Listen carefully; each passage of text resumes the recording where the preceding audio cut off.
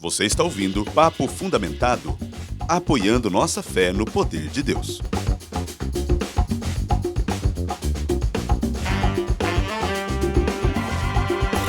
Sejam todos muito bem-vindos a mais um vídeo. Eu sou o Diego e você está no Papo Fundamentado.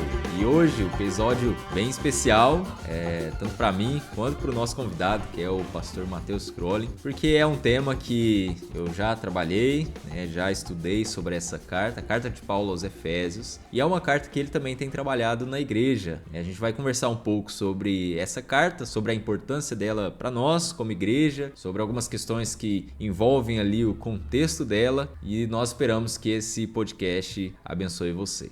Pastor Matheus, tudo bem? Tudo bem, graças a Deus, Diego.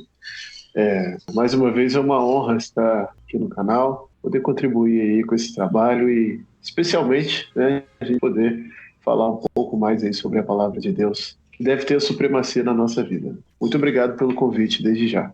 Eu que agradeço, e principalmente numa carta como essa, Efésios, Você está trabalhando ainda ou já terminou? Terminei esse fim de semana com... fiquei um pouco... aquela tristeza que bate, Porque é tão boa a carta que dá vontade de continuar e continuar.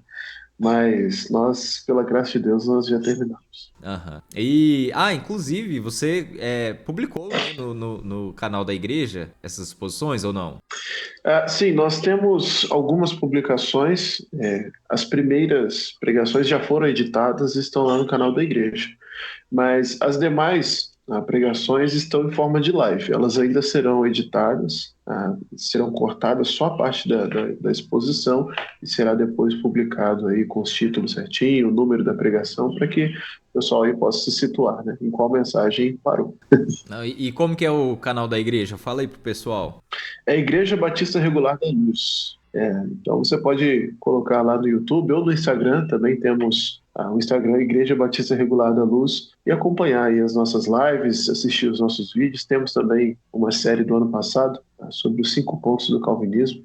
Então acompanhe um pouquinho lá do nosso trabalho, dá uma força lá para o canal da igreja, que com certeza você será edificado e nós seremos ajudados. E é o seguinte, eu vou deixar então o link para o canal da igreja aí embaixo, na descrição do vídeo, o pessoal que quiser seguir. E também tem aí embaixo, da imagem aí do pastor Matheus, o Instagram dele. Então o pessoal que quiser assistir ou quiser acompanhá-lo aí pelo Instagram também, pode colocar aí @mcrolling e vocês vão encontrar aí ele no Instagram. É isso mesmo?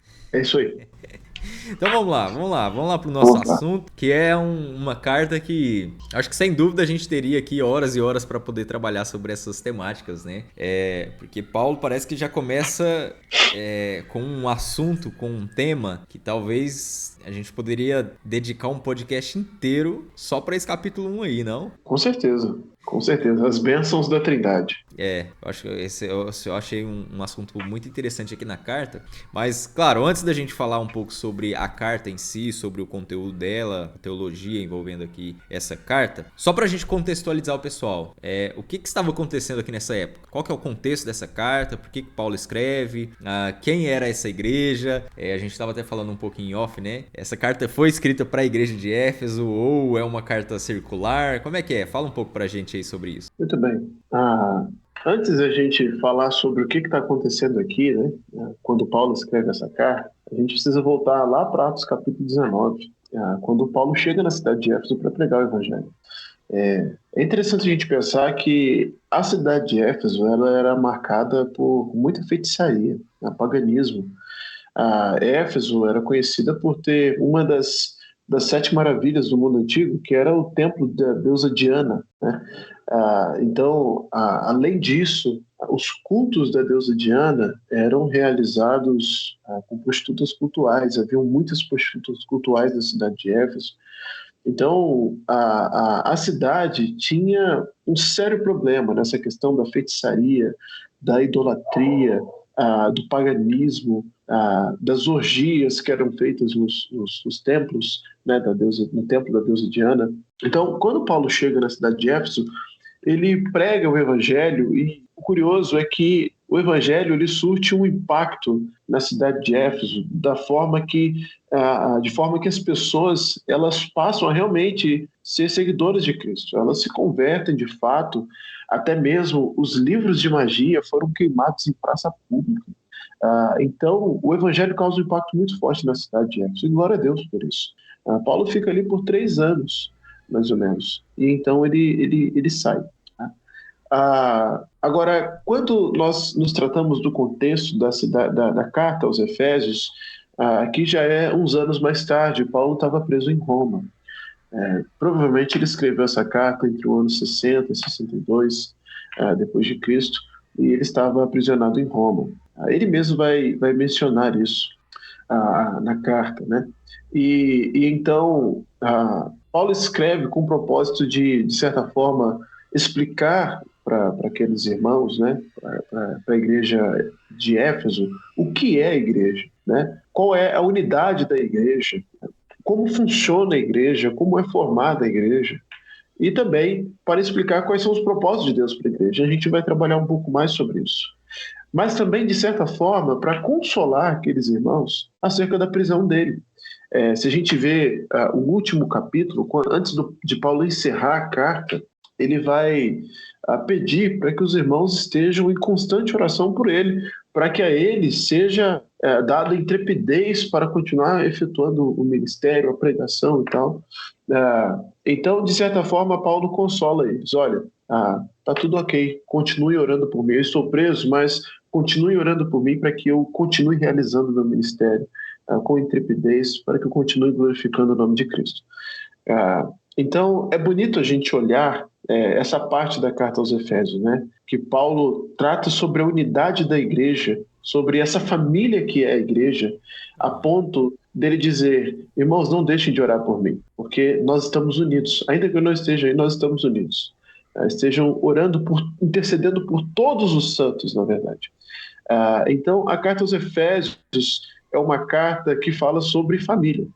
A família de Deus, que é a igreja, e, consequentemente, também vai tratar sobre as famílias, o convívio familiar, né? A partir aí do capítulo 5. Eu acho que isso é uma coisa muito clara, né? Muito evidente na carta, essa questão Sim. familiar, né? Tanto é que, vamos dizer assim, a parte mais onde Paulo vai começar a aplicar, né, tudo aquilo que ele trata, né, até o capítulo 3 ali, boa parte ele dedica para falar sobre família, né? Família, exatamente, o lar cristão. É interessante a gente pensar que, pegando aqui um pouco, buscando o contexto histórico da cidade, a carta aos Efésios, nessa carta, Paulo se utiliza, por algumas vezes, da linguagem família, inclusive no próprio verso de número 2, chama Deus de nosso Pai, até pegando essa questão da família, né? A gente vai reparar que nessa carta, por algumas vezes, Paulo vai usar o termo família de Deus, vai chamar de Deus de Pai, vai usar essa linguagem familiar, melhor dizer.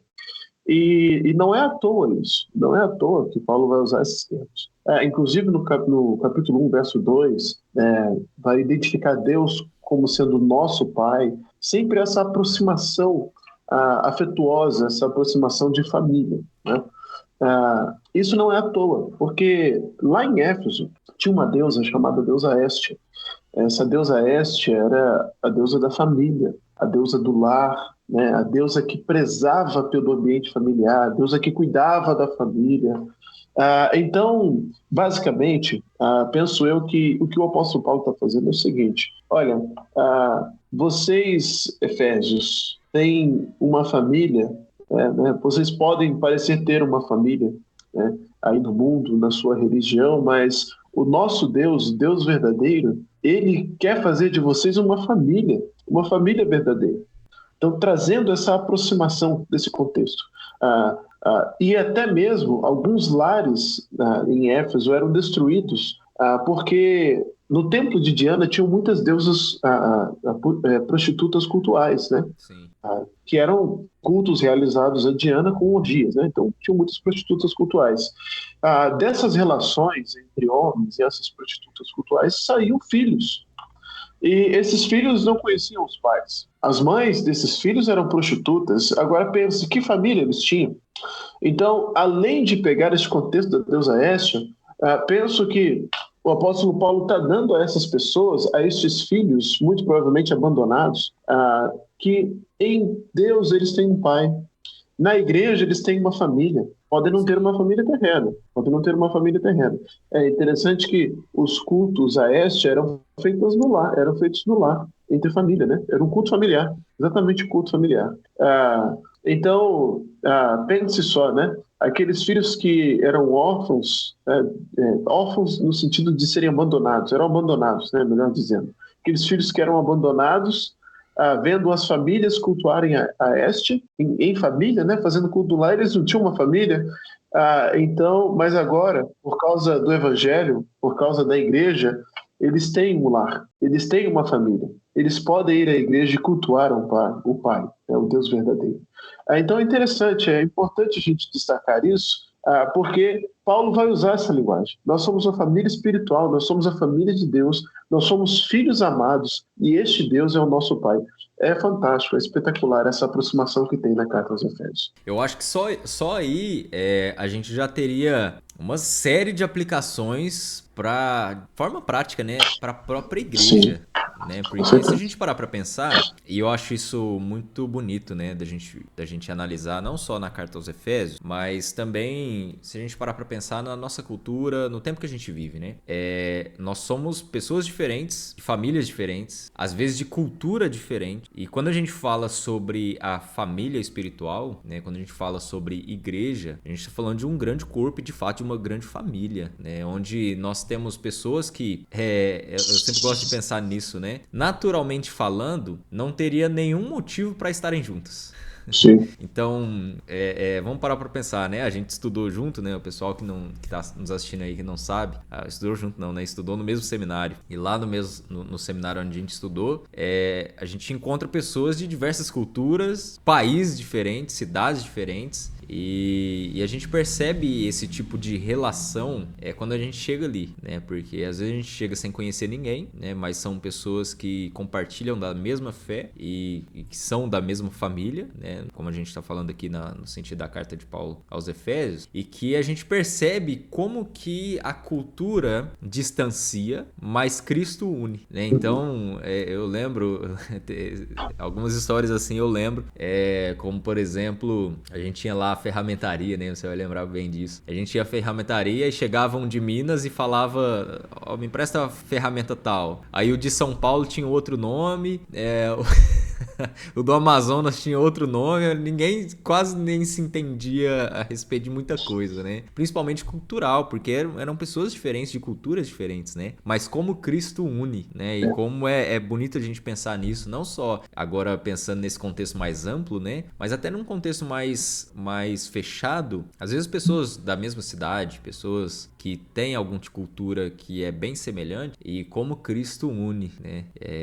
Isso é maravilhoso a gente perceber aqui na carta de Paulo aos Efésios. Eu acho que é uma das coisas que talvez fazem dessa carta e fizeram dessa carta para mim um estudo muito especial, porque você comentou aí a questão dos cultos no lar, né?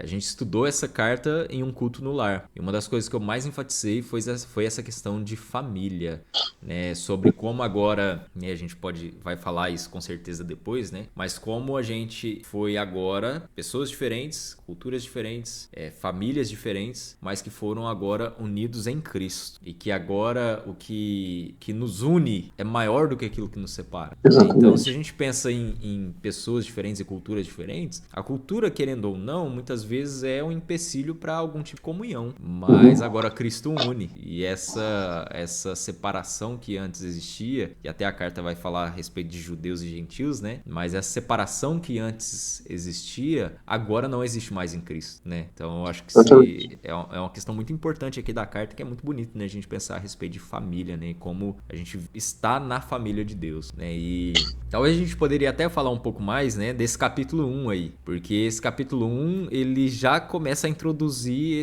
essa questão, né, porque ele, logo lá no capítulo, versículo 1, versículo 2, né, ele fala que ele é apóstolo de Jesus, por vontade de Deus, e depois ele diz, graça a vós outros e paz da parte de Deus, nosso Pai. Então, ele já começa aí falando a respeito dessa paternidade de Deus, e ele estende todo esse pensamento por toda a carta, né? Exatamente. E esse capítulo 1 aí, o que tem nele? Antes, eu preciso fazer só duas considerações. Antes, você falou aí da questão da união, né? De várias culturas e, na verdade, o que nos une ser maior do que aquilo que nos separa, né? No capítulo 2, verso 14, vai dizer que ele é a nossa paz. Ele fez de dois povos que eram antagônicos, né? Judeus e gentios. Judeus tinham a lei, eram religiosos, e gentios eram pagãos, eram idólatras, né? Na mentalidade dos judeus. Eles eram impuros, enfim, envolvido com todo tipo de coisa que os judeus abominavam, né? Então, desses dois, Cristo fez um. Olha só a diferença que se tinha. Sim. Desses dois, Cristo fez um.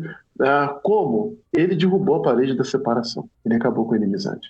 Então, às vezes, isso é uma realidade muito triste, pegando aqui no contexto de igreja, né? Às vezes a gente vive uma vida na igreja muito individualista. Tá? Eu vou à igreja como a minha família, vou adorar o nosso Deus. Eu vou fazer a minha parte na igreja e o restante, né, eu não estou nem aí. As pessoas que estão precisando de algum auxílio na igreja, não estou nem aí. Eu vou fazer a minha parte, a parte da minha família na igreja. Só que muitas vezes se esquecem de que a igreja em si ela é uma família. E a gente pode estender isso mais. Há igrejas que não têm comunhão com outras igrejas. Sim. Mas o reino de Deus é muito maior do que a igreja local. Exatamente. A família de Deus não é só a igreja local. A família de Deus são todas as igrejas que professam o nome de Cristo como Senhor. Ele é a nossa paz. Então a gente já pode aí chegar com o pé no peito com isso, né? Porque Cristo defende toda a inimizade. Complementando aí, uma coisa que você falou que foi uma das coisas que eu sempre destaquei. E às vezes a gente faz isso dentro da igreja. A gente meio que divide a igreja em vários grupos. E uma das coisas que eu sempre falei, né, eu sempre destaquei isso, principalmente quando a gente estava falando aqui da carta de Paulo aos Efésios, é que na igreja a gente está tratando a respeito de pessoas que são convertidas. Então são pessoas que são filhos de Deus. Isso significa que se tem uma criança de 7, 8 anos e alguém de 90 anos, eles são irmãos em Cristo. Não deveria haver um certo tipo de separação. É claro que, num certo sentido, existem algumas questões que, por exemplo, uma criança de 7 anos vai fazer que um jovem, 25 já está quase na... que um jovem não vai fazer. E às vezes, é claro, isso você acaba formando esse tipo de grupo até mesmo por causa dos próprios interesses que existem, né? Mas quando a gente fala de igreja, independente da idade, igreja é um corpo, igreja é uma família, onde nós estamos tratando ali de pessoas que, independente da idade, estão ali juntas com um propósito, que é glorificar o nome de Deus, né? Então eu acho isso muito, muito interessante, né? A gente pensar a respeito de como a igreja é de fato uma família. Então, independente da idade, somos irmãos, estamos fazendo parte da mesma família e nós temos o mesmo propósito, né? O mesmo objetivo, né? Falando ainda um pouco sobre essa questão de família e igreja, né? Você usou uma palavra que é propósito, né? Você usou a palavra propósito, ou seja, ambos estão ali, seja um idoso, seja um jovem, seja uma criança, estão ali com o mesmo propósito. Qual é a questão? Que perdeu-se o propósito. Por isso que é a separação. Perdeu-se o propósito, inclusive das famílias dentro dos lares. Elas perderam o propósito. Qual é o propósito que uma família hoje vive? Qual é o propósito? Há muitas que não vão saber dizer. O pai responde uma coisa, a mãe outra. O filho é outro ainda, uma terceira alternativa. Então perdeu-se o propósito. Não somente da igreja, mas das famílias.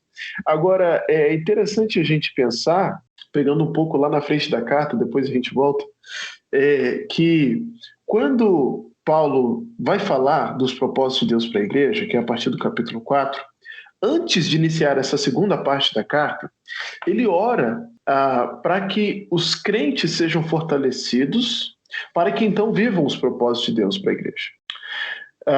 E é uma coisa que eu tenho sempre falado aqui na nossa igreja. A gente trabalha bastante com as famílias.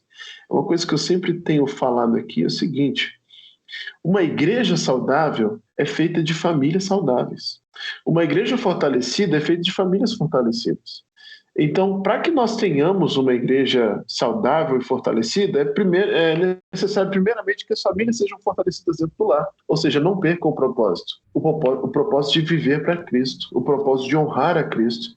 Todos devemos estar unidos em um só propósito, dentro do lar e na igreja. Então, a carta aos Efésios, ela vai trazer novamente, nos direcionar novamente a esses trilhos de que há um propósito de Deus para a igreja. A igreja não foi colocada aqui para viver nos seus caprichos, ou nas suas panelinhas, ou para realizar os seus interesses, né?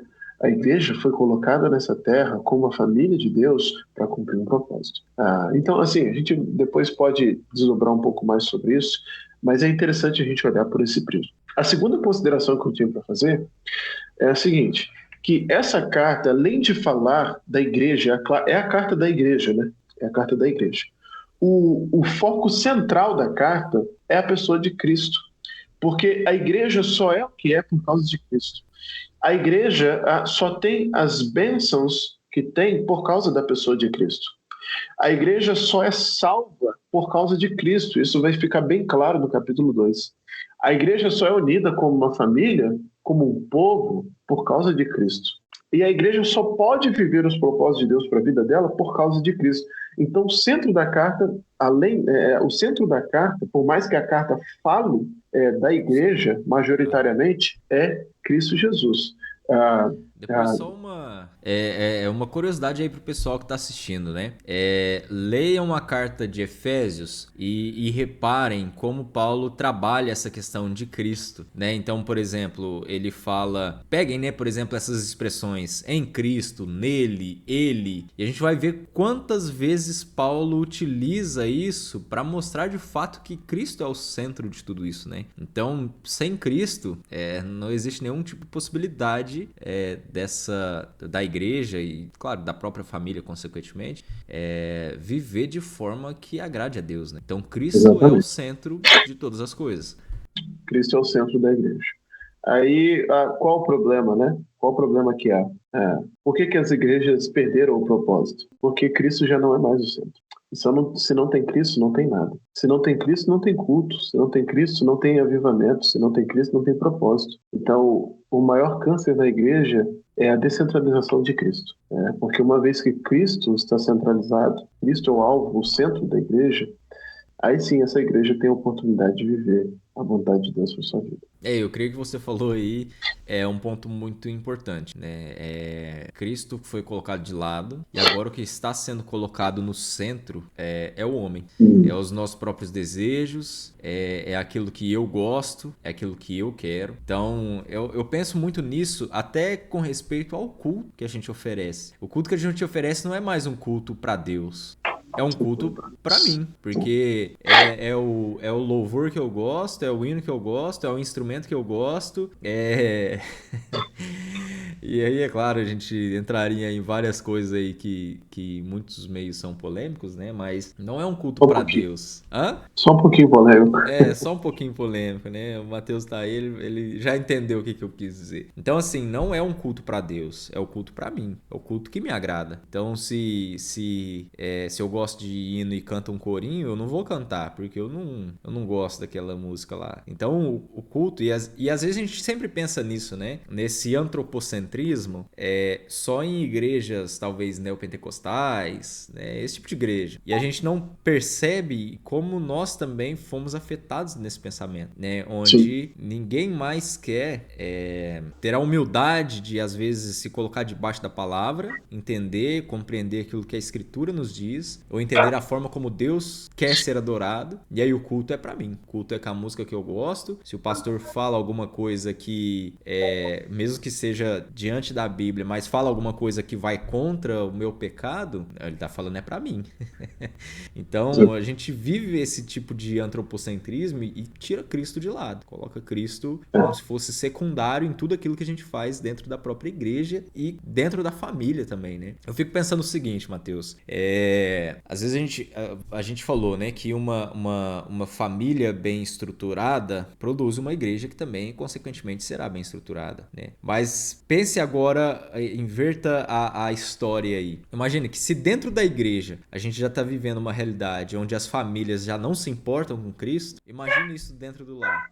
É muito Então, pior. Assim, se no lugar onde, né, vamos dizer assim, deveria existir um certo tipo de aparência, que é o que acontece, e as pessoas estão sendo vistas, mas ainda assim não se importam, imagina quando ela não é vista. Exatamente. Eu não tô dizendo que. Eu não tô dizendo que eu tenho que ser uma coisa na frente dos outros e fora eu tenho que ser outra. Não. Mas o que eu tô dizendo é o seguinte: as pessoas já perderam a vergonha de, em público, não colocar Cristo no centro. E você tocou num ponto importante, Diego. Você sabe, nós como pastores aí da igreja local, a gente enfrenta essa realidade em que as pessoas, elas creem numa dicotomia. Na igreja eu vivo de uma forma e no meu lar eu vivo de outra. E isso é terrível. Isso é terrível. As pessoas têm se colocado no centro do culto. Você falou, né, sobre o hino e o corinho, é uma coisa que acontece de verdade. A pessoa não gosta da música, ela não canta. A pessoa não gosta de um instrumento que está no culto, ela fica de cara fechada. Misericórdia. As pessoas pensam que o culto é para elas. Sendo que o culto é o serviço cristão. Toda liturgia, toda adoração é para Deus. O culto, na verdade, Deus não precisa do nosso culto, mas o culto é um privilégio que nós fazemos para nós, é um privilégio para nós. Então as pessoas não entenderam isso ainda. Uhum. Eu entendo uma coisa em certo sentido no seguinte, que, claro, a gente vive numa comunidade. E uma comunidade, ela cria algumas características, né? Então, às vezes, um certo tipo de música, um estilo de pregação, as programações que envolvem ali a igreja. Só que o problema é que, às vezes, a gente se apega tanto a esse tipo de tradição, que às vezes a gente se esquece que, muitas vezes, o tempo mudou. Sim. A cultura mudou. E aí a gente fica tão fechado naquilo que às vezes a gente não atinge um outro público. Não tô dizendo aqui, muita gente entende isso, né? Quando a gente fala sobre esse tipo de mudança, né? Eu não tô falando... Não vou nem mencionar, não. Corta essa parte. Teologia inclusiva. Corta essa parte. Eu não tô dizendo isso, sabe? Mas a grande questão eu entendo que existe uma característica de uma comunidade. Mas às vezes você, sei lá, muda a letra de um hino que você não concorda, a pessoa, não, isso aí eu já não canto. Ou você menospreza uma outra comunidade, você menospreza uma outra igreja, porque ela tem um estilo diferente. Exatamente. E isso está causando rompimentos dentro dos movimentos, onde igrejas locais não têm comunhão com as outras por causa do estilo de culto. Perderam a noção de que há uma família de Deus. Isso é muito triste para a igreja. Com certeza. Então vamos lá. A gente, né, falou sobre bastante coisa aí. Esse capítulo 1 eu creio que seja um capítulo fundamental para a gente entender a carta, né? A gente tem falado bastante sobre esse contexto de família que a carta destaca, mas esse capítulo 1 aí é um capítulo importante, hein? O que você enxerga nesse capítulo que seja importante para esse contexto da carta? Muito bem. O capítulo 1, na verdade, o capítulo 1, essa primeira parte do capítulo 1, né, que é o do verso 3 até o verso 14, é um louvor à Trindade. Este texto, ele é realmente um louvor. É um poema que o apóstolo Paulo escreve, louvando a Trindade pela obra de cada pessoa da Trindade. O que ele nos demonstra? Que a Trindade está envolvida na igreja, na formação da igreja. Deus Pai está envolvido na formação da igreja. Deus Filho está envolvido na formação da igreja. Deus Espírito está envolvido na formação da igreja. Embora a carta enfatize bastante Cristo, nele, por meio dele, em Cristo, nós temos toda uma obra da Trindade trabalhando na igreja. Uma outra questão que a gente precisa considerar é que a igreja não foi um acidente no percurso divino. A igreja não foi uma segunda opção de Deus, né? Assim, nossa, poxa, Deus falando, né? Nossa, Israel deu Israel errado. deu errado, né? Vou ter que fazer um outro povo. Vou ter que fazer a igreja, porque Israel deu errado. Não, nós vemos que na obra da Trindade, a igreja já estava nos planos. Obviamente, a gente não está colocando uma igreja como sendo veterotestamentária, né? Mas a igreja já estava no plano de Deus. Tanto que a obra do Pai para a igreja é a eleição e a predestinação. Deus nos escolheu antes da fundação do mundo. Ou seja, não foi só porque Israel deu errado que Deus escolheu os gentios. Pense, Paulo estava falando para um público gentílico, que era os cidadãos de Éfeso. Deus não nos escolheu porque Israel deu errado. Não. Foi antes da fundação do mundo. Aí então mas ele nos escolheu e nos predestinou para quê? Para receber a bênção do Filho, que é a redenção, a remissão dos nossos pecados. Mas aquilo que nos garante de que nós, de fato, de que essa obra realmente será consumada é a obra do Espírito, porque Ele é o nosso ser, Ele é aquele que nos cela. Ele é o nosso penhor, Ele é a garantia de que nós receberemos essa redenção consumada no final dos séculos. Dos tempos, no final dos tempos. Então nós vemos a Trindade trabalhando em conjunto para a formação, para a edificação, para a continuação da igreja. Então isso é muito bonito, esse louvor à Trindade, esse envolvimento de toda a Trindade na igreja. A igreja, ela é um plano complexo de Deus. A igreja, ela demonstra a sabedoria de Deus. É pela igreja que a sabedoria de Deus é conhecida dos anjos, Sim. pelos anjos, inclusive. Então, é maravilhoso essa introdução que o apóstolo Paulo faz desse louvor à Trindade na carta aos Efésios. Eu gosto muito, principalmente dessa última parte, né? Os versículos 12, 13, 14 aí, vamos dizer assim, dessa introdução à carta. Principalmente quando Paulo fala a respeito do Espírito Santo, né? Sobre o papel do Espírito Santo agora de ser o selo e o penhor. Ou seja, as duas coisas sendo garantia, né? A respeito dessa redenção. É uma garantia daquilo que Pai escolheu, Filho sacrificou, e agora o Espírito como selo e o penhor, demonstrando então, fechando aí essa obra da Trindade pela nossa redenção. Eu gosto muito, eu sempre relembro essa parte aqui, na igreja mesmo aqui, eu tenho falado muito a respeito dessa temática, né, sobre como o Espírito Santo ele nos dá a garantia de que uma vez que o Pai escolheu, o Filho pagou o preço, o Espírito agora habita e é o selo e o penhor, e como isso garante a nós vida eterna, salvação, como isso nos dá esperança, né? E o que tem a ver com o contexto da carta. Porque se a gente continuar lendo aqui o texto, lá no capítulo 2, versículo 11 em diante, né? Ele vai falar sobre como os gentios estavam separados, né? Então eles estavam sem Cristo, separados da comunidade de Israel, estranhos às alianças da promessa, sem esperança e sem Deus no mundo. E aí isso já meio que introduz, né, esse assunto, esse pensamento de Paulo para os gentios, demonstrando a esperança que agora a gente tem e a confirmação e certeza, né, a garantia que a gente encontra da obra de Deus, né, eu digo obra de Deus no sentido da Trindade, né, da obra da Trindade em favor da nossa redenção, né, eu acho isso fantástico aqui na carta também, né. Sim, e é interessante a gente olhar que após Paulo escrever esse louvor da Trindade, a carta aos Efésios, na verdade, ela é dividida em duas orações. Há duas orações regentes. A primeira é do capítulo 1, verso 15 até o final do capítulo, e a segunda é no capítulo 3. No final do capítulo 3, Paulo ora novamente. Agora, essas orações de Paulo não são à toa. A primeira oração de Paulo é pedindo justamente para que Deus concedesse aos crentes sabedoria, entendimento, pleno conhecimento de Cristo, para que pudessem entender o que é a igreja. Porque após essa oração, Paulo começa a explicar o que é a igreja.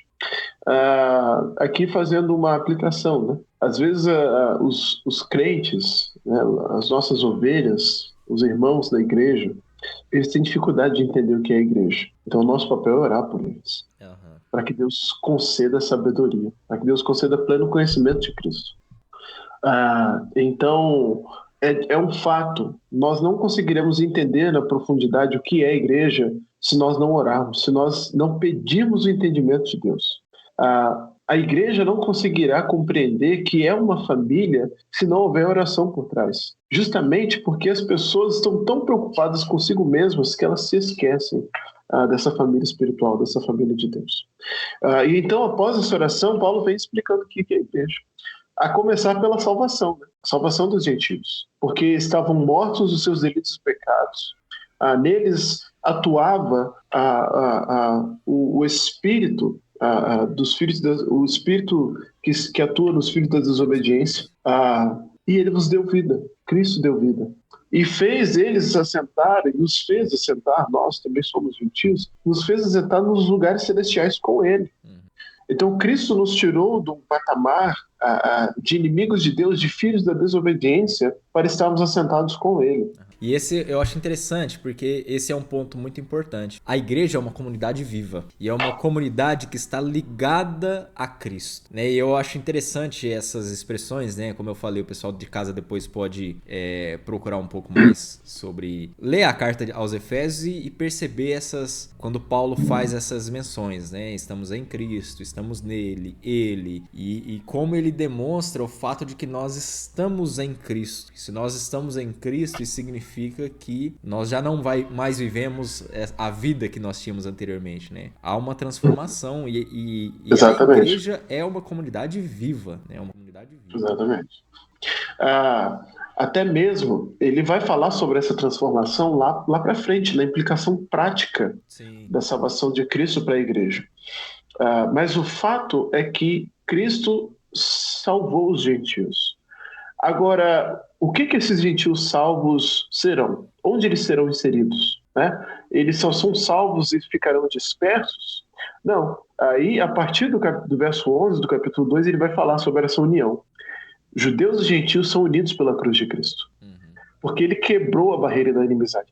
É interessante a gente pensar, você já leu o texto, né, que fala que antes eles estavam sem Cristo, e ali se refere a Messias, o Messias judaico, né? Eles estavam sem o Messias, os gentios não tinham Cristo. Sim. Por mais que tivessem vários deuses, eles não tinham Cristo. Antes, eles estavam separados da comunidade de Israel. Veja a linguagem. Separado da comunidade de Israel. Estranho às alianças da promessa, não tem esperança sem Deus no mundo. O que Cristo faz? Ele nos aproxima. Mas nos aproxima de quem? Nos aproxima de quem? Nos aproxima da comunidade de Israel. Quero aqui fazer um parênteses. Não sou judaizante, eu não acho que a gente tem que usar kippá, tocar shofar. Tocar shofar na igreja, levar a Arca da Aliança lá para frente, para o pessoal encostar. Lá para frente. Não é isso que eu estou dizendo. Não estou dizendo que a gente tem que fazer a guarda da lei, como os judeus, guardar o sábado como os judeus, ter que ir no Muro das Lamentações. Não é isso que eu estou dizendo. Tomar água de Israel, ser batizado no Jordão. Os pastores agora vão ser chamados de rabinos. O que eu estou dizendo é que o Israel de Deus, o Israel salvo, forma um povo espiritual, que é o povo de Deus. Agora, gentios salvos também formam o mesmo povo espiritual, que é o povo de Deus. Esse conceito é chamado de redenção holística. Nós não substituímos Israel, mas nós fomos unidos espiritualmente como um povo. E nisso eu estou dizendo o Israel verdadeiramente convertido, né, pela fé. E gentios que são verdadeiramente convertidos fazem parte de um único povo, chamado povo de Deus. Portanto, não há dois propósitos de Deus. Um propósito para a igreja e um propósito para Israel.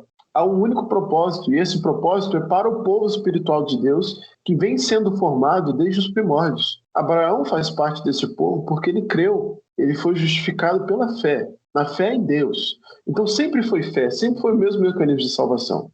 Portanto, nós, a cada vez que passa, pessoas são acrescentadas a este povo. No Antigo Testamento, era mais voltado para o povo de Israel. Mas agora, como os gentios foram aproximados, agora majoritariamente gentios são acrescentados neste povo espiritual, que é o povo de Deus. Eu espero que que o pessoal esteja conseguindo entender. Não estou dizendo que Igreja e Israel são a mesma coisa, mas espiritualmente o Israel salvo, né, os crentes do Antigo Testamento e nós, crentes, fazemos parte do mesmo povo, que é o povo de Deus. Essa grande família que vem sendo formada desde o começo. Então, é interessante a gente olhar que Cristo une. Cristo une de forma extraordinária povos, culturas, pessoas de épocas, de tempos diferentes. Cristo une em um só povo. Nós fomos aproximados, isso é um privilégio para nós. Tem uma coisa aí que a gente acabou comentando, né, um pouco atrás, a respeito de igreja, do significado de igreja. E eu vejo que esse é um dos grandes problemas que a gente enfrenta hoje, porque a gente chegou num momento onde as pessoas pensam em igreja, imaginam o seguinte, igreja, culto, então quem faz pela igreja, quem trabalha pela igreja, quem tá lá na frente. Eu faço parte da igreja por quê? Porque eu chego ali no domingo, na quarta, na quinta-feira, no culto de oração, alguma coisa assim, eu sento e eu assisto um culto. E aí, por que eu tô falando isso, né? Porque a gente perdeu o sentido do que de fato é a igreja. Então, quando a gente olha para a carta de Paulo aos Efésios, né, ele trata aí desse início, mas depois ali a partir do capítulo 4, ele vai mostrar quais são as implicações disso, de ser igreja. Ser igreja não é só vir a um culto, não é só participar de uma celebração religiosa. Não é estar no hall de membros, né? Ser igreja é você participar de forma ativa de um corpo. É você desenvolver dons, desenvolver as capacidades, para que aí, como Paulo vai dizer, né, lá no capítulo 4, que Deus deu dons com vista ao aperfeiçoamento dos santos. Então, a gente chegou no momento em que o que normalmente se entende é que você tá ali para participar de uma festividade, para participar de um, entre aspas, né, de um teatro que está acontecendo ali, e você é um mero espectador. Show. Você é um mero espectador. Você não faz mais nada além de ver o que está acontecendo e no máximo cantar uma musiquinha ou outra, né? Então, e isso não é ser igreja. Ser igreja não é... morto, né? É um culto morto, né? E às vezes a gente percebe isso sendo trazido também muito para dentro das nossas igrejas, né? Onde as pessoas não mais sabem o que é ser igreja, né? E infelizmente a gente vive num contexto onde as pessoas estão preocupadas no quê? Eu tenho que dar o meu dízimo, eu tenho que ir na igreja pelo menos uma vez por semana e pronto, eu sou igreja. Tá ok. Tá legal aí e pronto. Mas na verdade não. Isso é um dos maiores desafios. Sim, isso é um dos maiores desafios nossos, aqui falando agora como pastores, né? Em que, infelizmente, a implicação prática disso é que tudo fica nas costas do pastor. O pastor é quem ora no culto, o pastor faz a liturgia, o pastor prega, o pastor toca, o pastor canta, o pastor faz tudo. E os membros, eles querem fazer o quê? Eles querem assistir ao culto, como se estivessem assistindo um filme. Culto não é isso. Quando você assiste um filme, você está dando, como eu posso dizer, você está satisfazendo a si mesmo. O culto não é para ser assistido. O culto é para nós não satisfazermos a nós mesmos, mas satisfazermos a Deus. Então, a implicação direta disso é no ministério do pastor. Por isso que nós temos pastores sobrecarregados. Pastores que, infelizmente, a qualidade das mensagens caíram, porque fazem literalmente tudo. Literalmente tudo. Obviamente, há o erro de que muitos são centralizadores, né? Sim. Mas, por muitas vezes, esse fato do obreiro ter que pegar e fazer é porque não existe mão de obra ali. Na verdade, existe. Mas as pessoas que fazem parte dessa família, dessa igreja, não querem se envolver. Pegando aqui um exemplo do lar, né? Dentro do lar, cada um tem o seu papel. O pai é o provedor. Isso estou falando dos padrões os padrões conservadores, né? Talvez os padrões bíblicos, né? O pai é o provedor, a mãe, ela cuida do lar. Não estou dizendo que somente isso é o certo, mas a mãe cuida do lar. Os filhos obedecem aos pais. Os pais criam os filhos dentro da disciplina da administração do Senhor. Parece que você leu Efésios. Pois é, parece que eu li e preguei Efésios. Então, quando cada um cumpre o seu papel dentro do lar, funciona. Pense se o pai parasse de prover. Os filhos iam passar fome, e a mãe também. dentro da igreja da mesma forma. Como nós fazemos parte de uma grande família, cada um precisa cumprir o seu papel. Quando não cumpre, o lar, né, a gente pode usar essa linguagem, se é que a gente pode usar, o lar de Deus fica desfalcado. A família de Deus fica desfalcada. Então é importante cada cristão ter essa mentalidade. E pegando o gancho disso, a segunda oração de Paulo, que é no final do capítulo 3, ele ora para que os crentes fossem fortalecidos para viver os propósitos de Deus para a vida deles. Então não basta somente entender o que é a igreja, não basta somente compreender que nós estamos unidos e somos uma família de Deus. É necessário viver os propósitos de Deus para essa igreja. E é aí que está a questão. Muitos entendem o que é a igreja, mas não vivem o que é a igreja. Muitos entendem né, este corpo, muitos entendem que são mãos, outros são olho, outros são braço, outros são perna, mas, na verdade, no final de todas as contas, para concluir, todo mundo quer ser cabeça. Exatamente. Ninguém quer ter Então, um tipo de ministério que não é visível, né? Exato. Então é necessário ser fortalecidos no Senhor. Os crentes precisam ser fortalecidos para viver o propósito de Deus para a vida deles. Então, após Paulo orar, pedindo esse fortalecimento, pedindo para que Cristo habite no coração pela fé, estando arraigados e alicerçados em Cristo em amor, aí sim a igreja pode viver os propósitos de Deus para a vida dela. Que é a partir do capítulo 4. Qual o propósito de Deus, então, para a igreja? Ele pode ser denominado aqui, pode ser resumido em uma só frase: viver de modo digno da vocação. E é como ele vai começar o capítulo 4. É a forma como ele inicia, né? Ele rogo-vos, pois, e isso já traz aquilo que ele já havia dito anteriormente, né? Então, Exatamente. Ser prisioneiro no Senhor, que andeis de modo digno da vocação que fosse chamado. Ele vai depois, a partir daqui, expandir todo esse conceito, né? Que ele tá trabalhando. Ele vai desdobrar o assunto.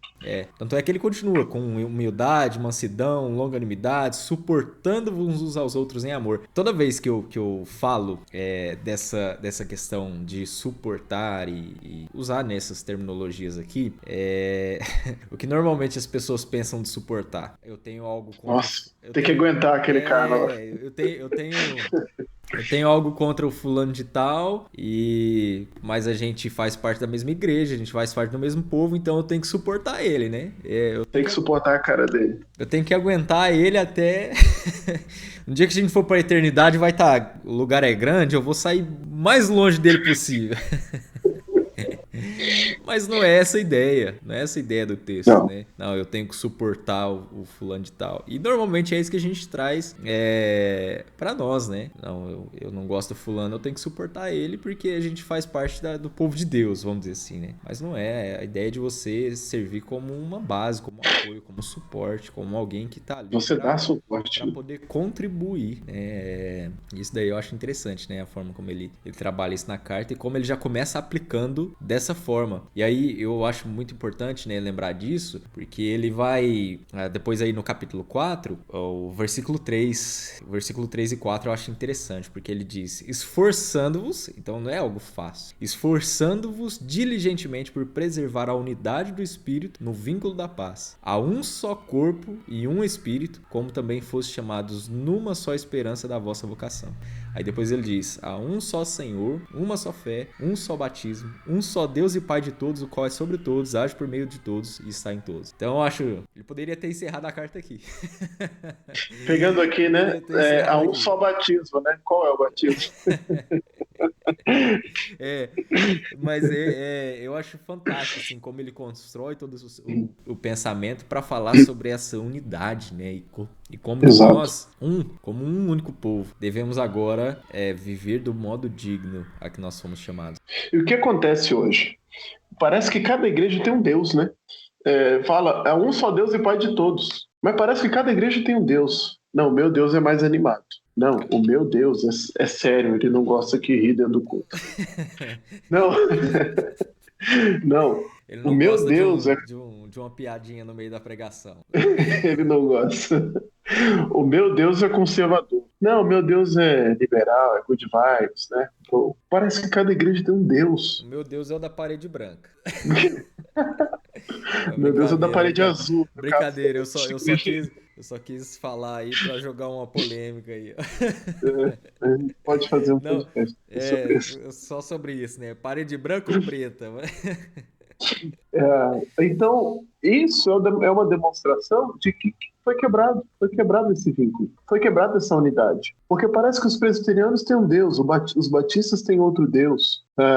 Parece que os adventistas têm um Deus, parece que os batistas mais renovados têm outro Deus. Então, que igreja é essa? São várias igrejas dentro de uma igreja. Quebrou-se essa unidade, infelizmente. E uma das coisas que eu também vejo muito interessante aí, né, já que ainda nesse capítulo 4, quando ele desenvolve essa questão de ter um só Deus, um só Pai, uma só fé, um só Senhor, é que ele vai continuar depois no texto, versículo 7 até o versículo 16, e um dos versículos que me chama a atenção aqui também, versículo 14 e 15, né, em que ele vai falar sobre essa unidade da fé, e ele ainda diz que nós devemos nos unir, e claro, ele vai falar sobre o desenvolvimento dos dons aqui, né? Mas para que a gente não seja levado como meninos, agitados, né, por todo o vento de doutrina. E aí ele diz no versículo 15: mas seguindo a verdade em amor, cresçamos em tudo naquele que é cabeça, Cristo. E aí ele fala do corpo, né, bem ajustado, consolidado, e aí ele afirma, né, segundo a justa cooperação de cada parte, efetua o seu próprio aumento para a edificação de si mesmo em amor.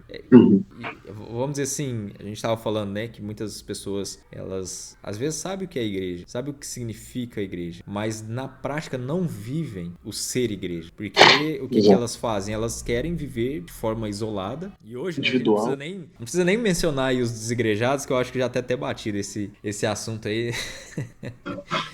Mas a gente para pensar o tanto de gente que hoje às vezes está dentro de uma igreja e não vive esse contexto, e muito menos entende a importância disso aqui, né? De você de fato, né, trazer um significado real de vida para aquilo que a igreja é, né? E há um problema nisso, do porquê as pessoas vivem assim. Há um problema. Um problema que é tratado aqui. Por quê? Veja que a gente fez a transição aqui para a parte prática da carta, né? Que é o propósito de Deus para a igreja. E o propósito é que a igreja viva de modo digno da vocação que foi chamada. Que vocação é essa? É o Evangelho, é a vocação do Evangelho. Agora, pegando essa parte, esse texto que você falou, o primeiro modo da igreja cumprir essa vocação é ser aperfeiçoada. E o capítulo 4, do verso 7 até o verso 16, vai falar sobre esse aperfeiçoamento da igreja. Para que uma igreja viva de modo digno, ela precisa ser aperfeiçoada, né? A igreja não é perfeita, a igreja não está pronta. Então, a santidade progressiva é justamente isso, é esse aperfeiçoamento dos santos até que cheguem ao status, né, à estatura que Deus quer, melhor dizendo. Agora, qual é o problema? Por que muitos não são aperfeiçoados? Por que muitas igrejas não estão sendo aperfeiçoadas? Há um instrumento que Deus usa, e Paulo vai enfatizar aqui, há um instrumento que Deus usa para o aperfeiçoamento da igreja. Qual é esse instrumento? Violão. Foi mal. É a bateria, cara.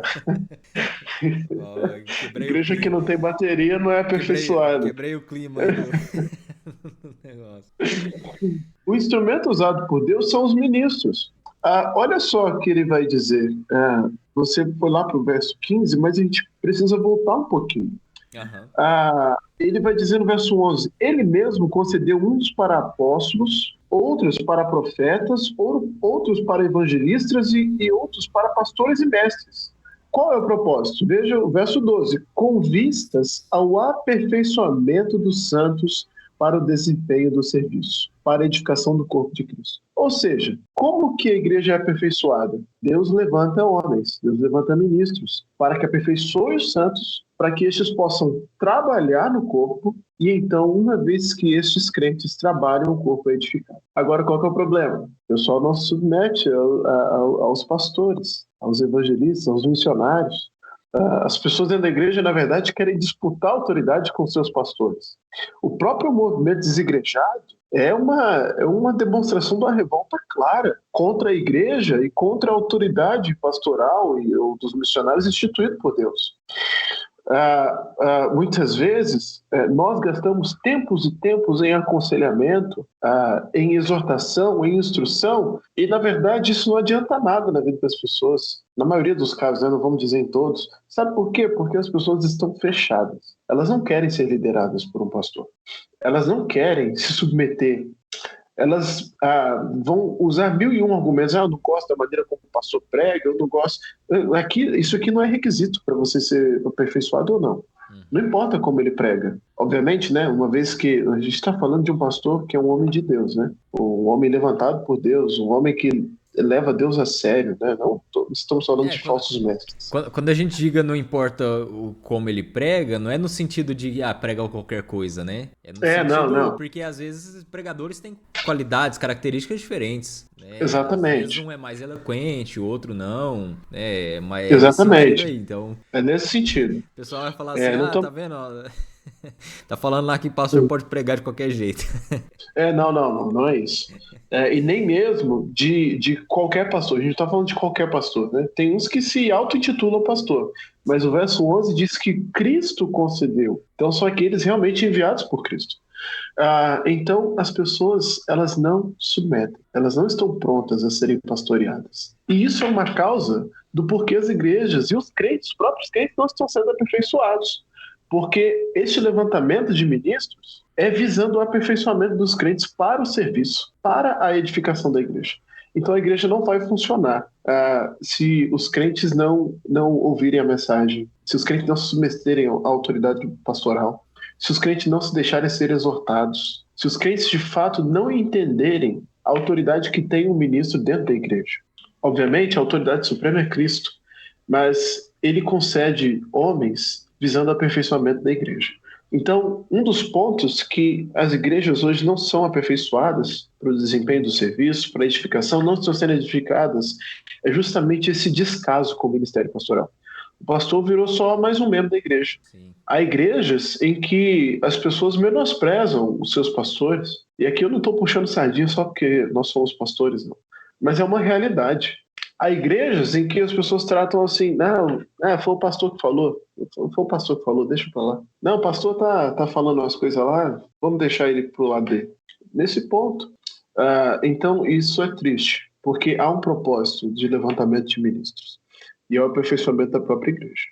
E esse é um ponto importante, porque assim, uma das coisas que você falou aí, que eu creio que seja importante a gente enfatizar, né? A gente está falando de pastores que foram instituídos por Deus. Por Deus, sim. Então, não é a questão desses que se auto-intitulam, ou desses que não são pastores que de fato são bíblicos, ou que a gente vê muito nesses casos de pessoas que acabam deturpando o evangelho, a palavra, e dizem ser pastores e mancham inclusive o nome de Cristo por isso, né? E as pessoas acabam colocando as igrejas tudo dentro do mesmo pacote. A gente não tá falando desse tipo de líder. A gente tá falando de alguém que foi estabelecido, instituído pelo próprio Deus, né? É o que o texto vai dizer, que o Espírito Santo concedeu dons, né? E esses dons têm em vista o aperfeiçoamento dos santos, né? Aqui eu acho que envolve também uma outra questão.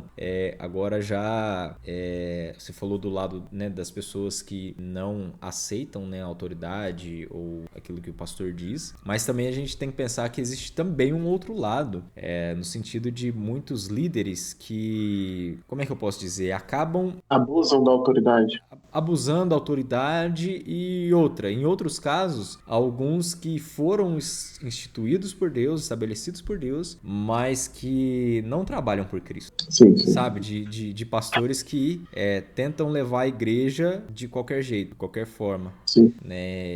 Pedro? E lembrando até, por exemplo, do Antigo Testamento, né?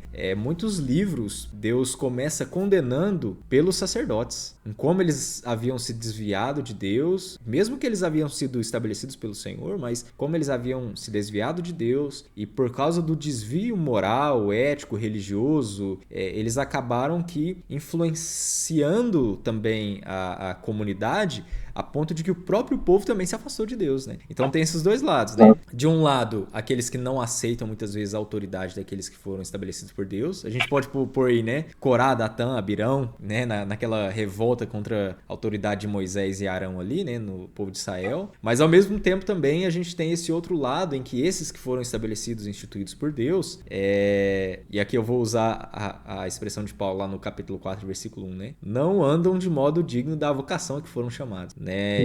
E aí deturpam o evangelho, deturpam a palavra e consequentemente também a igreja passa a viver de forma que demonstra essa rebelião, né? Contra o nome do próprio Deus.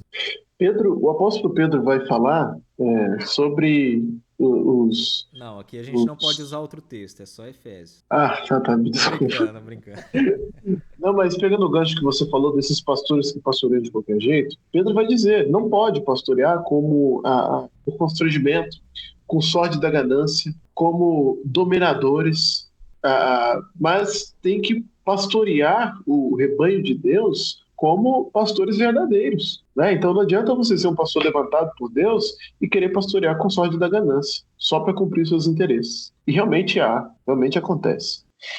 Então, é fato que há pastores que pastoreiam de forma errada.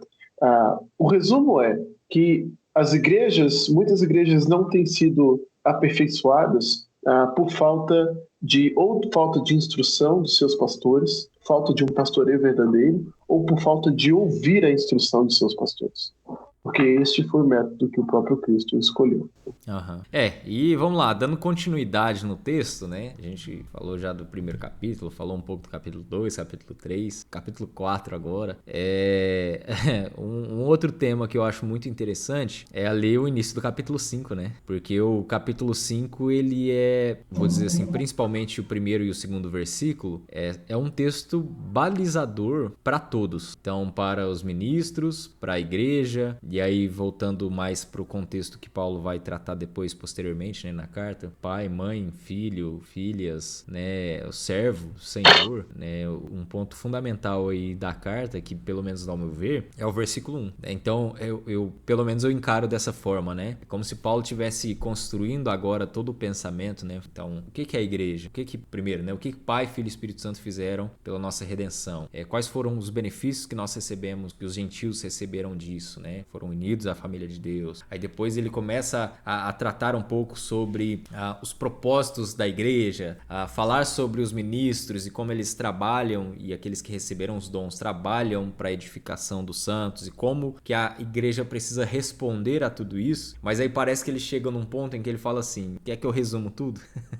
Se eu puder resumir tudo, sejam imitadores de Deus como filhos amados, e andar em amor como Cristo os amou e a si mesmo se entregou, como oferta e sacrifício a Deus em aroma suave. Você vê também dessa forma? Você vê que esse que parece que é meio que o ápice de todo o argumento de Paulo, né? Para mostrar assim, se você não entendeu até aqui, se você não lembrar de nada que eu falei até aqui, lembra disso. Sejam imitadores de Deus como filhos amados. A forma como eu enxergo esse texto é assim: Paulo falou sobre o aperfeiçoamento, e a partir do verso 17 do capítulo 4 até o verso 2 do capítulo 5, o tema central, o objetivo central é falar sobre a santidade na prática.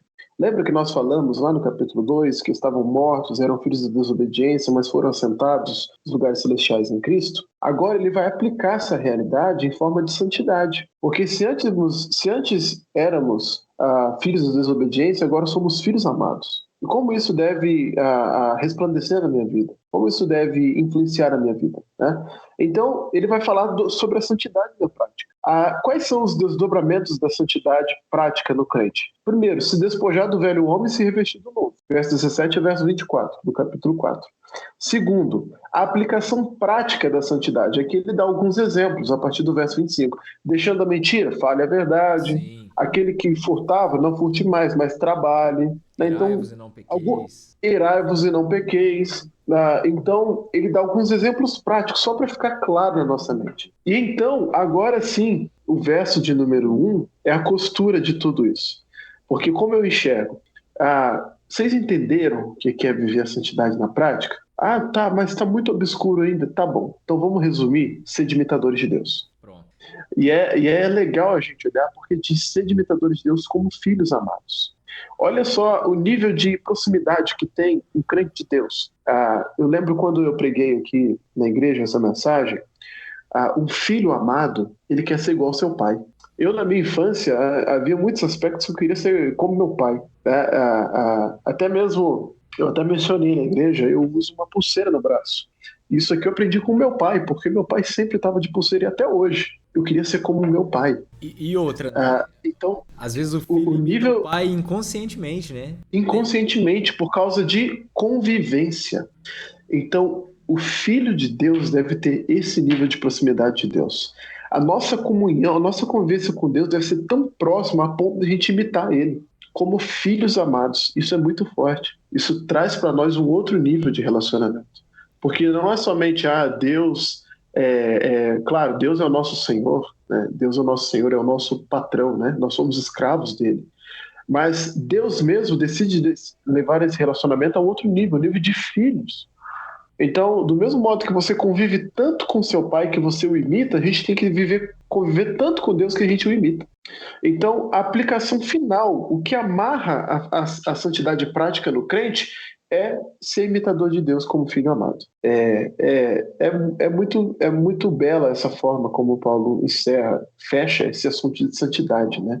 Nós precisamos imitar a Deus porque somos seus filhos. Novamente resgatando aquele conceito de família, né? Muitos filhos ali não tinham seus pais para serem um exemplo para si. Eram filhos de prostitutas cultuais, os seus pais eram simplesmente homens que foram lá, possuíram as prostitutas em culto pagão e muito provavelmente não conheciam os seus pais. Mas ele traz uma proximidade. Vocês não têm um exemplo terreno, mas sede imitadores de Deus como filhos amados. O nosso exemplo é o nosso Pai Celeste. Então, é muito bela a forma como Paulo trata essa questão da família de Deus e de Deus como um pai para nós. Uhum. A gente poderia dizer que uma das cartas que mais trata, um dos livros que mais trata essa simbologia, né? Esse relacionamento do crente como filho e Deus como um pai é a carta aos Efésios, justamente por esses termos, essa proximidade que ele causa em nós. Né? Uhum. E como você disse, né, ele praticamente costura esse pensamento, e aí lá pro versículo 3, né, até ali o versículo 9, eu acho que ele vai de novo, parece que enfatizar a mesma coisa, né? Aquilo que ele falou no passado, vocês estavam mortos, Deus deu vida. Vocês devem despojar do velho homem e vos revestir do novo homem. Aí ele parece que volta novamente a essa temática, né? E se a gente até parar para pensar um pouco sobre o contexto que a igreja vivia ali em Éfeso, era um contexto de promiscuidade sexual, né?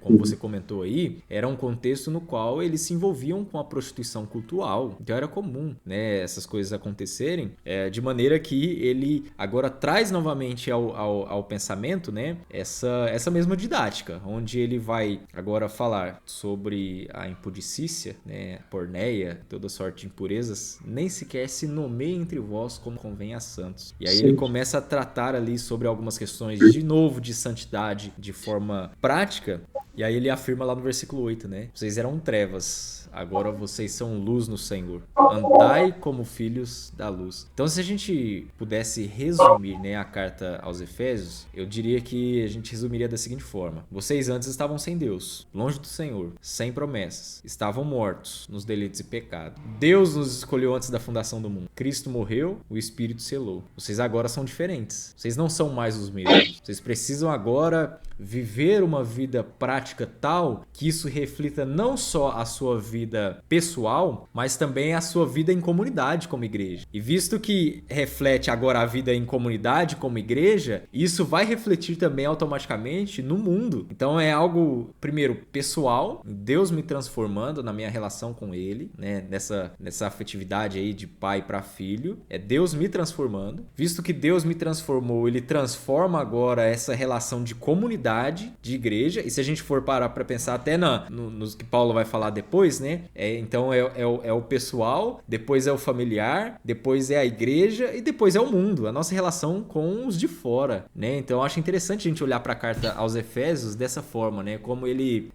constrói todo esse pensamento, é claro, de uma perspectiva contrária àquela que a gente está falando, né? Parece que ele fala primeiro do macro para depois entrar no micro, né? Mas é interessante isso, né? Porque de fato o evangelho nos transforma, transforma o nosso lar, transforma a nossa igreja e de alguma forma também isso reflete no mundo, da maneira como a gente vive, sendo agora usando, né, não só Paulo falando aqui sobre sermos luz e andar como filhos da luz, mas usando aquilo que Jesus diz, né? Só pode citar Efésios. Ixi, olha, eu caí no laço do passarinheiro. Quebrou a própria regra. Jesus pode. Mas aí Jesus vai falar, vocês são a luz do mundo. Não se pode esconder uma cidade edificada sobre o monte. Assim brilha a vossa luz diante dos homens para que vejam as vossas boas obras e glorifiquem ao Pai que está nos céus. Então aquele propósito de glorificar ao Pai, e a gente nem falou sobre isso, né, no capítulo 1, mas o capítulo ele praticamente fala assim, né? Ele fala sobre o que o Pai fez e fala do louvor da glória. Fala sobre aquilo que o Filho fez e fala sobre o louvor da glória. Sobre o que o Espírito fez e encerra, né, em louvor da sua glória. Então, assim, aquilo que Jesus diz sobre ser luz no meio das trevas, né, no meio desse mundo que está perdido, ele encerra nesse ponto, né? Para que os homens vejam as vossas boas obras e que isso sirva em louvor da glória do Pai, né? Eu acho muito interessante isso. Então, é aquilo que é o evangelho, né? Aquilo que me transforma aqueles que estão à minha volta, que faz com que a igreja viva esse propósito, então, de glorificar a Deus e que se reflete também no mundo, em que as pessoas veem isso e glorificam o nome do próprio Deus. Você falou que parece que Paulo vem trabalhando do macro para o micro, né? E é exatamente isso que acontece na carta. E é muito belo a gente reparar essa linha de pensamento do apóstolo Paulo, enquanto ele vai escrevendo, que ele começa tratando do que é a igreja, como a igreja é salva, agora dos propósitos de Deus para a igreja precisa ser aperfeiçoada. E agora, a partir do capítulo 5, ele vai fechar um pouco mais. Não somente tratar no todo, que é a igreja. Agora ele vai falar sobre a ética convivencial. Como o cristão deve se relacionar com este mundo, em primeiro lugar, né? Com as trevas. Então deve reprovar as trevas, as obras das trevas, não deve ser cúmplice das obras infrutíferas das trevas, deve mostrar aquilo que está encoberto, porque nós somos luz. Mas ainda vai fechar um pouco mais, nos dando agora as instruções sobre como nós devemos viver em dias maus. A partir do capítulo 5, verso 15, como viver em dias maus. E essa temática vai até o capítulo 6, verso 20. É como se fosse agora um último alerta, né? Um último alerta. Tanto é que ele começa lá no versículo 14, né? Desperta, ó tu que dormes. Né? Então, exatamente. Ele faz meio que um último alerta ali para depois começar já a aplicar tudo isso para essas questões mais fechadas, né? Na particularidade, esse tipo de coisa, né? E aqui seja uma parte da carta, com certeza é uma parte da carta que nós podemos tirar muitas aplicações para nós. Do capítulo, obviamente de toda a carta, né? Mas eu trabalhei bastante nessa parte aqui e tirei muitas pepitas de ouro. Nós vivemos em dias maus. E, na verdade, nós vivemos em dias maus já tem muito tempo. Tem muito tempo que a humanidade vive dias maus. E, na verdade, nós viveremos em dias maus por bastante tempo, até que o nosso Cristo volte e estabeleça o seu reino. Aí eu não quero entrar em discussão quando será. A gente deixa um outro podcast para falar sobre o arrebatamento. Vai ter que fazer um outro aí só sobre esse tema. Já fica marcado aí. Podcast sobre arrebatamento. Então nós viveremos até que ele volte em dias maus. Agora, como o cristão deve viver em dias maus? E isso vai influenciar vários âmbitos da nossa vida. É interessante a gente pensar, a gente analisar aqui no texto que por algumas vezes ele fala por 2 vezes, na verdade, ele fala sobre os dias maus, costurando assim as ordens que Deus nos dá. A primeira ele vai dizer o seguinte, verso 16, 15 e 16, portanto, vede prudentemente como andais, não como necios, sim como sábios, remindo o tempo. Por quê? Porque os dias são maus. E depois, lá no capítulo 6, no verso de número 13, ele vai dizer: portanto, tomai toda a armadura de Deus para que possais resistir no dia mau. Então, qual que é a temática aqui? Como viver em dias maus. Agora, como nós, igreja salva, que está sendo aperfeiçoada, que deve reprovar as obras das trevas, que deve estar desperta neste mundo que é mau, que antes nós éramos filhos da desobediência, agora somos filhos de Deus, então devemos viver de modo digno da vocação. Como fazer isso em dias maus? Como viver de modo digno da vocação do Evangelho em dias maus? Temos 3 ordens que regem isso. A primeira é remir o tempo. Isso é uma ordem. Traz a ideia de aproveitar as oportunidades, né? Aproveitar todas as oportunidades para a glória de Deus. Essa é a ideia de remir o tempo. Então, você está sendo injustiçado, aproveite isso e reverta para a glória de Deus. Você foi roubado, te passaram a perna, aproveite isso e reverta para a glória de Deus. Você está passando por problemas conjugais, problemas familiares, reverta isso e para a glória de Deus, utilize isso. E é uma ordem, é importante a gente pensar que é uma ordem, ou seja, uma ordem não cumprida é desobediência, desobediência é pecado. A segunda ordem que nós temos para viver em dias maus está no verso número 18. E não vos embriagueis com vinho, está dando uma continuidade, e não vos embriagueis com vinho, no qual há dissolução, mas enchei-vos do Espírito. A segunda ordem para se viver em dias maus é experimentar a plenitude do Espírito. E aqui eu gastei um bom tempo com a igreja falando sobre a plenitude do Espírito, porque há 4 formas da gente, 4 atitudes nossas que nos levam a ser cheio do Espírito. Primeiro é falar da palavra de Deus, depois louvar a Deus com hinos, cânticos espirituais. Ele até Terceiro, diz isso no versículo 19, né? Isso, ele vai dizer isso. Terceiro, dar sempre graças a Deus, verso de número 20. E 4, sujeitando um aos outros no temor de Cristo. A mútua sujeição. E agora, a partir deste verso 21, Paulo vai falar sobre como ser cheio do Espírito em várias áreas da vida. Sim. A plenitude do Espírito não começa dentro da igreja, quando você, lá, né, num gesto, fecha os olhos, bota a mão no peito, levanta a mão para o céu. Isso não é ser cheio do Espírito. Ser cheio do Espírito começa dentro do lar, quando o marido ama a esposa como Cristo amou a igreja. E quando a esposa se submete ao marido, como a igreja está submissa a Cristo. Ser cheio do Espírito começa no lar, quando o filho obedece ao seu pai em todas as coisas, mas o pai também se sujeita a esse filho, criando-o na disciplina e na administração do Senhor.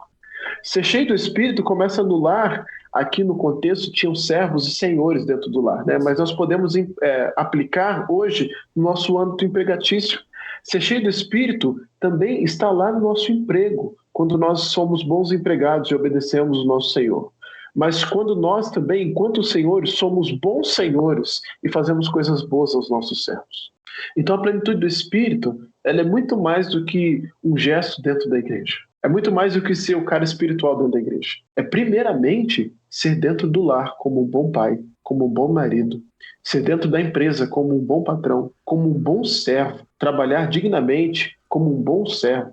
Então, o crente que faz essas coisas, ele começa a experimentar a plenitude do Espírito na sua vida. Eu acho uma coisa que é importante aqui na carta, só abrindo um parêntese aqui, é que às vezes a gente sempre fala do vínculo de empregado, empregador, e às vezes a gente sempre olha do ponto de vista do empregado, né? Não do empregador, não do patrão. Sim, a gente fala, exatamente. O funcionário, ele tem que ser um funcionário honesto, fiel, cumprir as suas responsabilidades. Mas e o patrão? O patrão tem que ser um bom patrão. E a gente sempre olha nesse outro ponto de vista, né? Só falando de um lado Exatamente. E não tratando de outro. E Paulo aqui vai falar aqui essa plenitude do Espírito. É porque a gente é empregado, né? Talvez. Não tem ninguém pra mandar, né? Então, não tô mandando nem no meu cachorro, né? Mas realmente, então, ser cheio do Espírito, experimentar a plenitude do Espírito em todas as áreas da vida. Há crentes que são verdadeiros monstros dentro do lar, mas na igreja transmitem uma aparência de espiritualidade. Isso não é plenitude do Espírito. Então, a carta aos Efésios, ela vai nos cercar em todos os âmbitos da nossa vida. E aqui, já caminhando aqui para para o encerramento dessa questão. São 3 ordens, né? Então, a primeira é aproveitar o encerramento do final. A primeira é aproveitar as oportunidades para a glória de Deus. A segunda é ser cheio do Espírito. E a terceira é ser fortalecido no Senhor. Está lá no capítulo 6, verso 10. Quanto ao mais, sede fortalecidos no Senhor. Como podemos ser? Tomando toda a armadura de Deus, para que possamos resistir no dia mau. A ideia da nossa luta que Paulo vai dizer que a nossa luta não é contra carne e sangue, mas contra principados e potestades, dominadores deste mundo tenebroso. A ideia ali é uma luta romana. A palavra usada para luta é a pale romana, né? É uma luta onde 2 lutadores lutavam nus, é uma luta corpo a corpo. O objetivo era você ou tirar o lutador da arena de luta, ou você derrubar ele em posição de submissão. Então, o que Paulo vai dizer é o seguinte: a nossa luta, essa luta romana que nós lutamos, não é contra homens, como no estádio, como numa arena, mas é contra o diabo, o nosso adversário. Agora, basta para nós precisamos revestir de toda a armadura para poder ficar firmes. Verso de número 11. A ideia de ficar firmes é ficar em pé, porque o lutador, quando era derrubado, ele perdia. Então, só resgatando um pouco, né, do contexto histórico e aplicando para essa ideia de nós vivemos em dias maus. O nosso inimigo quer nos derrubar o tempo todo. Portanto, é necessário, em dias maus, sermos fortalecidos no Senhor, além de ser cheios do Espírito Santo e aproveitar todas as oportunidades para a glória de Deus. É muita coisa para falar, então a gente acaba tendo que falar um pouco rápido, né? Mas a carta aos Efésios é muito rica na questão. O que eu acho bom desse final aí é que Paulo ele não deixa dúvidas do que é a armadura, né? Não, ele vai não deixa deixar de forma muito clara a respeito do que é essa armadura. Eu acho isso bom, porque não abre margem pra gente errar na interpretação do texto, né? Mas ainda assim tem gente que já tem 2 linhas de interpretações aí. Mas eu digo assim, ele deixa muito claro, né? Sobre a verdade, Sim. Justiça, salvação, a palavra de Deus, né? Então, e são coisas que são de fato muito importantes para nós, né? Novamente lembrando, né? Do macro ao micro, ou do micro ao macro, tomar a armadura Agora de Deus, na vida pessoal, né? Ela é importante, porque isso vai influenciar todo o restante. Todo o restante, Exato. ele é influenciado por essa parte aqui, por esse capítulo. Né? Então, a gente sabe que a gente vive dias maus, já trazendo, né, algumas aplicações, né? A gente sabe que a gente vive os últimos dias, vemos dias maus, vemos dias onde, e aí já usando o contexto da igreja, muitos, né, não estão sendo fortalecidos no Senhor e na força do seu poder. E por isso, eles acabam sucumbindo, né, aos ataques do inimigo, usando aqui até as expressões que Paulo usa, né? Esses dardos inflamados, eles são atingidos com muita facilidade, né? E isso, como a gente está falando, né? Isso influencia na vida pessoal, influencia na vida como família, influencia na igreja e automaticamente influencia também na vida de sociedade, né? Se a gente pudesse parar para pensar um pouco sobre, na história da igreja, o período dos puritanos, vamos dizer que foi um período onde eles de fato se revestiram da armadura de Deus. E a gente viu durante a história, por exemplo, dos puritanos, é claro que é só um exemplo, mas teriam outros também, mas e como a vida deles particular, pessoal, influenciava na vida familiar e automaticamente na igreja e por consequência também no mundo da época, né? E como as sociedades elas foram transformadas, né, por esses homens, né? Porque de fato que eles entenderam o que era ser igreja, eles entenderam da responsabilidade que eles tinham de servir a Deus e de andar de modo digno da vocação a que eles foram chamados, né? E por isso, com certeza, foi um grande período na história da igreja. Até a gente poderia fazer um dia um podcast falando sobre esse assunto, né? Mas com certeza isso a gente deveria pensar sobre a nossa própria vida, sobre as nossas igrejas, né? Sobre como nós estamos vivendo esses últimos dias. Será que estamos remindo o tempo? Os dias são maus. Eles já eram na época de Paulo. E será que nós estamos remindo de fato o tempo e aproveitando isso de maneira que Deus é glorificado? Ou a gente está andando em trevas? A gente tem sucumbido aos dardos inflamados do maligno? A gente nem precisa ir tão longe. A própria vida de Paulo, né? Em 2 Timóteo capítulo 4, ele vai dizer que na primeira defesa dele, ninguém foi a favor dele. Sim. Todos haviam o abandonado. Mas o verso número 17 ele vai dizer: mas o Senhor me assistiu e me revestiu de forças, para que por meu intermédio a pregação fosse plenamente cumprida e todos os gentios ouvissem. E fui libertado da boca do leão. Uhum. É interessante que o diabo é o leão que ruge, né? E Paulo disse que ele foi libertado da boca do leão. A gente vê, então, na vida de Paulo, esse combate que ele está dizendo no capítulo 6. Exatamente. A gente vê claramente esse combate que ele está dizendo no capítulo 6. E ele foi revestido de força pelo Senhor. Foi fortalecido no Senhor e na força do seu poder. Pense as acusações que o inimigo não colocava na cabeça de Paulo. O Senhor te abandonou. Ele mesmo diz, né? Ninguém foi a meu favor, todos me abandonaram. Então pense, você está abandonado, seu Deus te abandonou, Paulo. Mas a gente vê, agora pegando a vida de Paulo, um homem que ele vivia aquilo que ele pregava. Não é à toa que ele disse: sede meus imitadores como eu sou de Cristo. Ele vivia aquilo que ele pregava. Ele estava falando para os efésios: sejam fortalecidos no Senhor e na força do seu poder. E ele mesmo foi, ou seria, né? Aqui no caso foi a última carta escrita por Paulo, 2 Timóteo. Ele mesmo seria. Então a gente vê a vida, né? Agora, isso traz uma aplicação para nós. Que nós, como ministros, como pastores que devem levar a igreja ao aperfeiçoamento, devemos viver aquilo que pregamos. Porque, obviamente, a nossa autoridade não está na nossa vida, né? Está na palavra de Deus. Mas quando um pregador vive aquilo que ele prega, isso traz a ele uma certa autoridade diante das pessoas, né? Uma certa experiência para dizer aquilo que viveu. Então, nós precisamos nos policiar, nós mesmos, já que Efésios fala, né, sobre aqueles que Cristo concede como pastores, mestres, evangelistas, né? Nós precisamos viver aquilo que pregamos. Precisamos, de fato, viver dignos da vocação que fomos chamados. Então, a gente já está caminhando aí para o nosso encerramento do podcast. E se você pudesse deixar aí uma mensagem final para o pessoal, né? A respeito das aplicações dessa carta, até mesmo, a gente falou aqui sobre algumas, né? Claro. Mas se você pudesse deixar uma mensagem final aqui para o pessoal, o que você diria? Ou melhor, como que a carta de Paulo aos Efésios, né, trouxe algum impacto para você, seja na sua vida pessoal, seja na sua vida como igreja, né, como comunidade? O que isso trouxe de impacto para você estudar essa carta, entender o contexto e de fato analisar de forma profunda essa carta? O que trouxe assim para você de lição, só para a gente encerrar aí? Certo. Nós poderíamos fazer muitas aplicações, né? Essa carta é extraordinária. Nós poderíamos fazer muitas aplicações, mas a mais forte que bateu no meu coração é: leve a sério a sua igreja. Leve a sério a sua igreja. Por muitos fatores que são mencionados aqui na carta. A sua igreja é uma igreja, primeiramente, que recebeu bênçãos da Trindade. A sua igreja é uma igreja que foi salva pelo próprio Cristo. Na sua igreja deve ser preservado o vínculo da paz. A sua igreja é uma família. Então, leve a sério a sua igreja. Todos nós precisamos.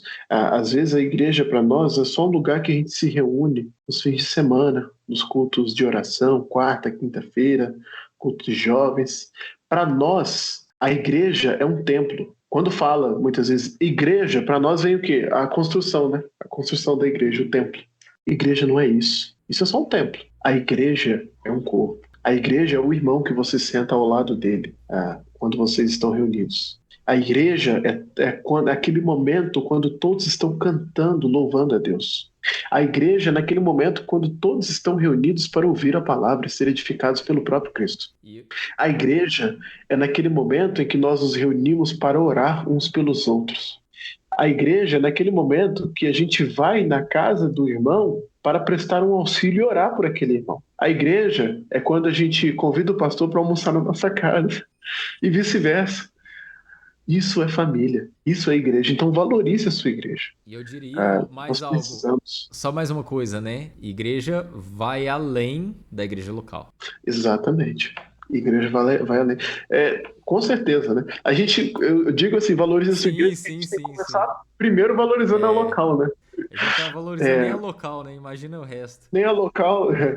Então, é muito triste a gente ver essa perda de valor da Igreja de Cristo na cabeça e na vida das pessoas. E uma vez, consequentemente, que nós valorizamos a Igreja, nós nos preocuparemos em batalhar pela fé, nos preocuparemos em estar firmes contra as ciladas do diabo, nos preocuparemos em fazer tudo para a glória de Deus, nos preocuparemos em ser cheios do Espírito. Então, é um desdobramento, né? Mas, para mim, a aplicação áurea, né, é valorize a igreja. Valorize a igreja. Amém, amém. Bom, a gente vai encerrar aqui o nosso podcast, mas antes de encerrar, eu quero deixar uma mensagem aí pro pessoal. Eu acho que o Matheus vai concordar comigo aí em encerrar dessa forma. Eu quero terminar o nosso podcast lendo Efésios capítulo 6, versículo 23 e 24. Eu ia fazer isso? Então faz aí. Não, pode fazer. Faz aí, encerra lendo aí. Por favor, pode fazer. Foi essa forma que nós encerramos a carta aqui na igreja. Paz seja com os irmãos e amor com fé da parte de Deus, Pai e do Senhor Jesus Cristo. E eu gosto muito do versículo 24. A graça seja com todos os que amam sinceramente a nosso Senhor Jesus Cristo. Amém. É assim que a gente encerra Efésios e é assim que a gente encerra também o nosso papo fundamentado de hoje. E hoje foi fundamentado, hein? Fundamentado, no fundamento dos apóstolos. Matheus, eu quero te agradecer mais uma vez por participar aqui conosco de mais um Papo Fundamentado, né? Espero que tenham mais outras oportunidades para a gente trabalhar de outros temas bíblicos, né? A gente já tem aí vários temas engatilhados, mas por enquanto deixa isso aí pro pessoal ficar curioso o que a gente tem para falar ainda. Mas um deles a gente mencionou, hein? Diego, eu agradeço muito pela oportunidade mais uma vez. Para mim, o pessoal aí já sabe, você também, para mim é sempre um motivo de alegria, grande honra estar aqui. Eu entendo isso como uma parte do meu ministério, produzir conteúdo cristão aí para o nosso público, para edificar a igreja, né? Então eu fico muito honrado mesmo pelo convite e simplesmente de nós abrirmos aqui e podermos falar sobre a palavra de Deus, não tem recompensa maior. Então, muito obrigado mais uma vez pela oportunidade, pelo convite, e Deus abençoe a todos nós. Amém. E pessoal, para encerrar aqui, eu quero agradecer você que está aqui nos ouvindo, que ficou até agora participando aí desse nosso Papo Fundamentado. E é o seguinte, depois siga lá o Pastor Matheus no Instagram, o próprio YouTube da igreja, eu vou disponibilizar aqui na descrição desse vídeo. Vai lá, se inscreva no canal, também se inscreva aqui no Firme Fundamento, compartilhe esse vídeo, comente também o que você acha, quais são as aplicações, quais são as interpretações que você tem da carta de Paulo aos Efésios, e com certeza isso vai servir também para nossa edificação, para nossa comunhão, e nós queremos te agradecer desde já até aqui. E muito obrigado a todos. Não se esqueça, seja igreja, faça parte da igreja, trabalhe ativamente. A igreja é um corpo vivo e nós devemos trabalhar e servir ao nosso Senhor. Que Deus abençoe e até o próximo Papo Fundamentado.